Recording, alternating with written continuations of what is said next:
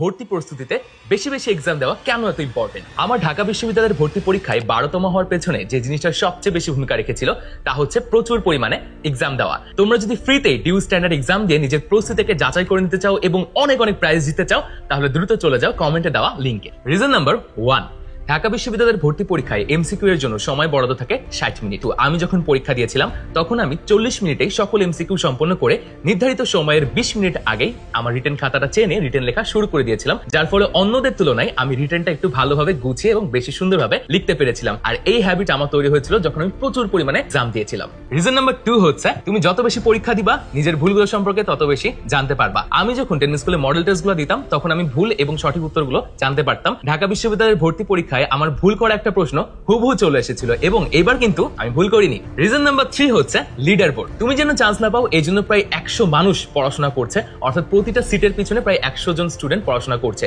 So তাদেরকে defeat করতে গেলে তাদের পজিশন সম্পর্কে তোমার আইডিয়া থাকতে হবে, অর্থাৎ যুদ্ধের ময়দানে অন্ধকারে চলে গেলে হবে না, শত্রুর অবস্থান সম্পর্কে বা সক্ষমতা সম্পর্কেও তোমার ধারণা রাখতে হবে। তাই তুমি যত বেশি এক্সাম দিবা তুমি লিডার বোর্ডের মাধ্যমে দেখতে পারবা যে তোমার কম্পিটিটরস যারা আছে তাদের সাথে তোমার ডিফারেন্সটা ঠিক কতটুকু।